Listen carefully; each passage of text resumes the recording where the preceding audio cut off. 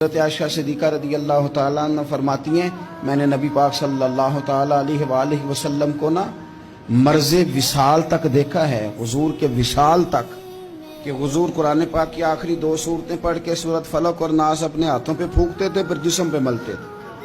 قرآن پاک میں شفا ہے۔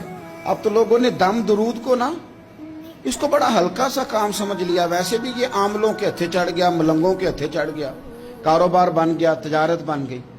ورنہ قرآن پاک کی آیات پڑھی جائیں تو حضور نے فرمایا سورہ فاتحہ میں شفا ہے، اس میں کرم ہے۔ یہ چیزیں جو بڑی ہمارے لیے سود مند تھی، فائدہ مند تھی، ہم چھوڑ گئے۔ ایک بڑی خوبصورت حدیث ہے، سنیے گا۔ حضرت ابو سعید خدری رضی اللہ تعالیٰ عنہ حدیث کے راوی ہیں، بخاری میں موجود ہے۔ ارشاد فرماتے ہیں کہ ہم ایک سفر پہ تھے، واپس آ رہے تھے، ایک جگہ رات کو قیام کیا، سونا تھا، بستی تھی۔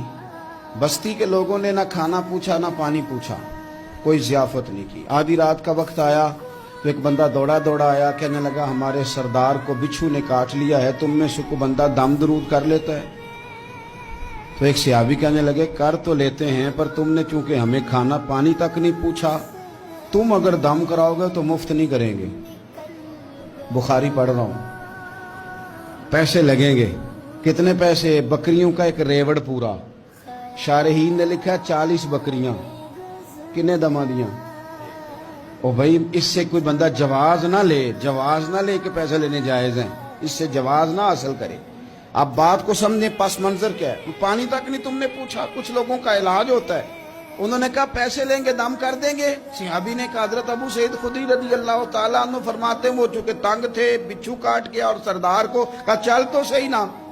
وہ صحابی گئے، سورہ فاتحہ پڑھ کے دم کیا، اور حدیث بخاری سے میں آپ کو دکھاؤں گا۔ لوگ کہتے ہیں دم کدھر سے آ گیا؟ بخاری پڑھ رہا ہوں، صحیح بخاری۔ شفا تو اللہ نے دینی ہے نا، رب کریم نے شفا دے دی۔ بکریاں لے لیں، آ گئے جہاں آرام کر رہے تھے اس جگہ۔ صحابہ میں اختلاف ہو گیا، کچھ کہنے لگے بکریاں لینی چاہیے تھی، کچھ کہنے لگے نہیں لینی چاہیے تھی۔ حضرت ابو سعید خدری رضی اللہ تعالیٰ عنہ فرماتے ہیں پھر ہم نے فیصلہ کیا چپ کر کے سو جاؤ، صبح حضور کی بارگاہ میں جائیں گے۔ اگر کریم نے کہا لینی چاہیے تھی پھر تو موج بن گئی، اور اگر کہا نہیں لینی چاہیے تھی تو بکریاں ہانک کے واپس کر دیں گے۔ مسئلہ کیا ہے؟ کہتے ہیں صبح گئے حضور کی بارگاہ میں، جا کے مسئلہ عرض کیا، یا رسول اللہ انہوں نے بھی پانی کوئی نہیں پوچھا تھا، ہم نے بھی کہا دم کریں گے تو پیسے لیں گے، تو ہم نے یہ بکریاں لی ہیں۔ شارحین لکھتے ہیں 40 تھی شاید۔ تو یا رسول اللہ اب کیا کریں؟ حضور مسکرانے لگے، حضور مسکرانے لگے۔